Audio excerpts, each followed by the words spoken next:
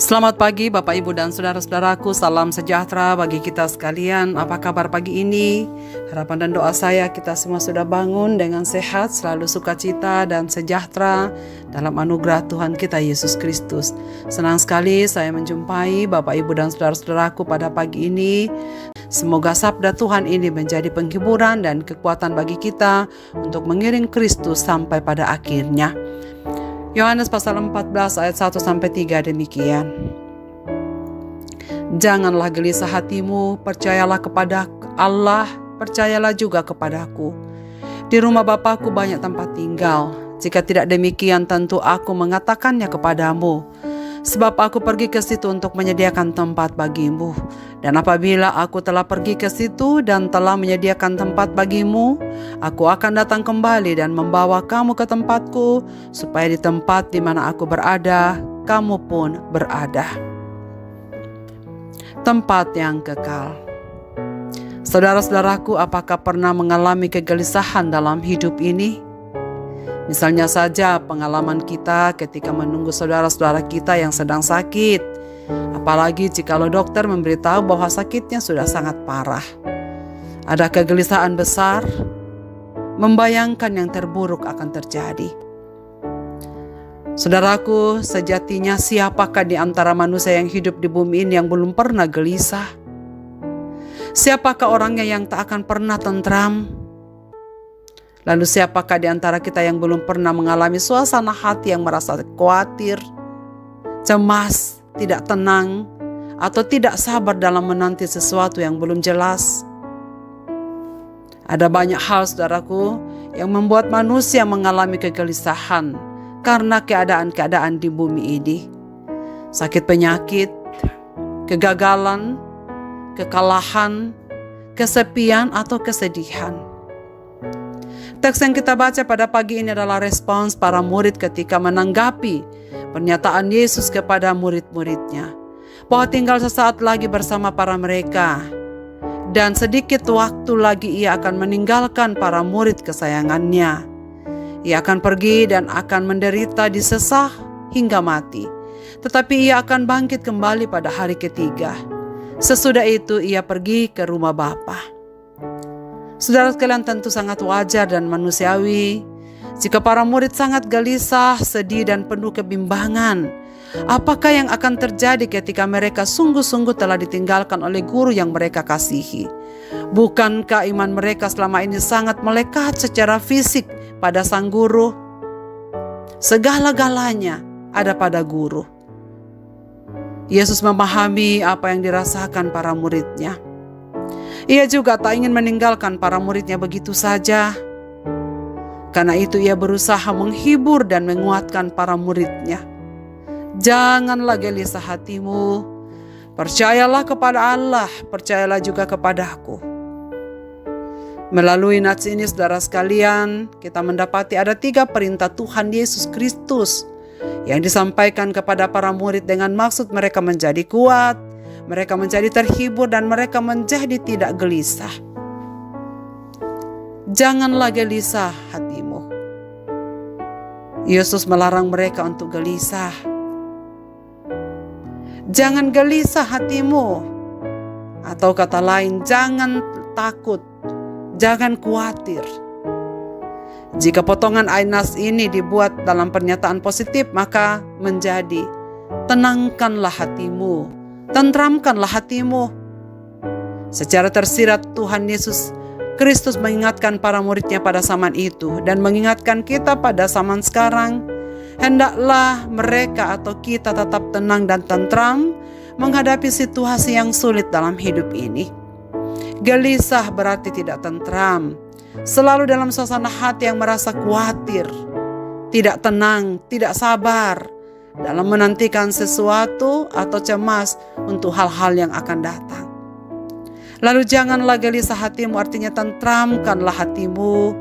Janganlah merasa khawatir, tenang, sabar, janganlah cemas. Hendaklah kita selalu dalam suasana hati yang terasa tidak khawatir dan tidak cemas, tetapi sebaiknya berupaya untuk tetap tenang dan tentram. Sebab justru dalam keadaan tidak tenang dan tidak tentram, Banyak keputusan-keputusan yang gegabah yang kita buat dan akhirnya menjadi salah. Lalu Yesus mengingatkan perkataan para murid-Nya di bagian yang lain. Damai sejahtera ku tinggalkan bagimu. Yohanes 14 ayat 27. Damai sejahtera ku kuberikan kepadamu. Dan apa yang kuberikan tidak seperti yang diberikan oleh dunia kepadamu.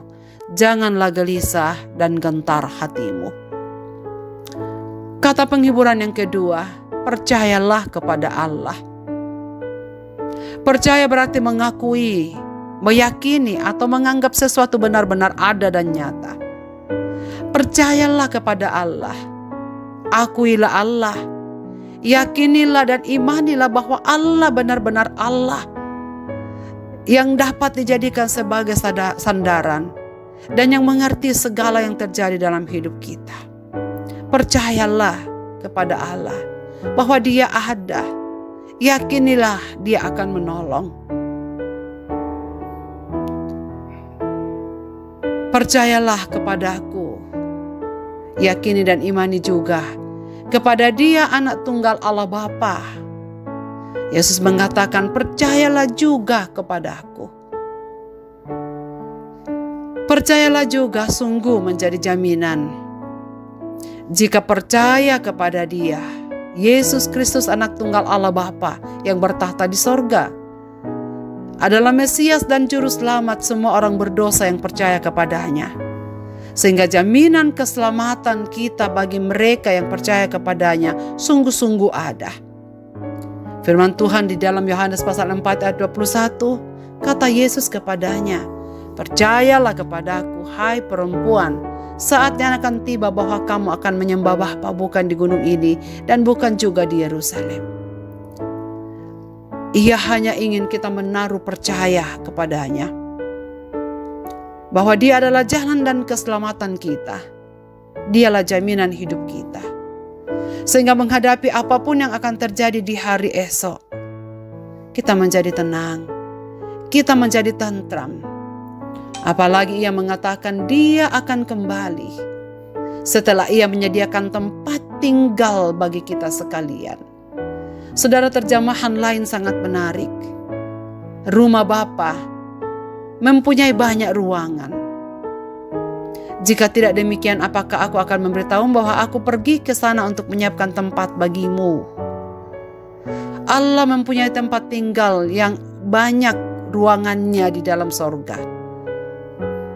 Karena kita nantinya semua yang percaya padanya akan tinggal menjadi satu keluarga Allah. Di sini kita tidak akan menempati rumah yang kekal dan tetap. Dunia ini hanyalah tempat sementara. Dunia ini hanyalah sepersinggahan. Rumah yang kita tinggali di sini, saudara sekalian, hanyalah sementara saja. Tetapi sesungguhnya ada kediaman yang Tuhan sudah sediakan yang jauh lebih baik dibanding tempat tinggal kita sekarang. Itulah rumah kekal yang disediakan Yesus Kristus bagi kita yang percaya padanya, yang percaya kepada Allah Bapa, yang membuat kita tentram dan damai, yang membuat kita sejahtera. Sebab kita tahu pada waktunya kita akan reuni kembali bersama dengan Kristus dan semua orang-orang yang percaya kepadanya dalam kemuliaan dan keabadian. Dan sungguh saudara sekalian, ini pernyataan yang sangat menghibur bagi semua pengikut Kristus yang rindu bersama-sama dengan Tuhan. Karena itu Paulus mengatakan, hiburkanlah seorang akan yang lain dengan perkataan-perkataan ini. Hanya jika kita memiliki jaminan kehidupan yang kekal, dengan percaya kepada Allah, percaya kepada Kristus, kita memiliki kebahagiaan. Kita tidak akan gelisah, kita tidak akan khawatir, kita tidak akan cemas, kita tidak akan takut, tetapi tetap tentram, tenang, oleh karena kita tahu Ia pasti menolong, Ia menyertai, melindungi kita di dalam kehidupan kita sehari-hari. Jadi saudara sekalian, berbahagialah kita semua karena kita adalah milik kepunyaan Kristus. Kita punya rumah yang kekal yang telah disediakannya bagi kita sekalian. Mari kita berdoa. Bapa di sorga, terima kasih banyak untuk firman-Mu pada pagi ini. Kami masih hidup di dunia, kami akui bahwa kami masih banyak pergumulan hidup yang kadang-kadang membuat kami cemas dan gelisah. Tapi sebagaimana Tuhan sudah menguatkan para murid untuk menghadapi masa susahnya ketika Engkau akan meninggalkan mereka di bumi, Engkau sertai dengan jaminan bahwa Engkau akan menyertai kami dengan damai sejahtera-Mu. Maka kuatkan kami untuk tetap beriman kepadamu ya Bapa di dalam Yesus Kristus Tuhan kami. Agar semua janji-janji firman-Mu pada pagi ini menjadi penghiburan kekal bagi kami. Kiranya Tuhan menolong kami di dalam menghadapi berbagai pencobaan hidup ini. Buatlah jiwa kami tentram ya Tuhan. Karena kami tahu kami punya Bapa, kami punya sandaran yang kuat. Kami punya kekasih jiwa, Yesus Kristus yang senantiasa peduli akan kehidupan kami. Biarlah semua pergumulan umat-umat-Mu pada pagi ini yang sakit menjadi sembuh di dalam Tuhan. Yang gelisah menjadi tentram. Yang khawatir menjadi punya ketekunan. Yang bersedih Tuhan hiburkan. Dan biarkanlah kami semua punya pengharapan yang sama. Jaminan hidup kami ada di dalam tangan Tuhan yang kuat. Ke dalam tangan kasih-Mu Bapa kami serahkan kehidupan ini. Biarlah kami mengalami ketentraman di dalam Dikau. Di dalam dan demi nama Yesus Kristus Tuhan kami berdoa. Amin. Selamat beraktivitas Bapak Ibu dan saudara-saudaraku. Tuhan Yesus memberkati kita sekalian.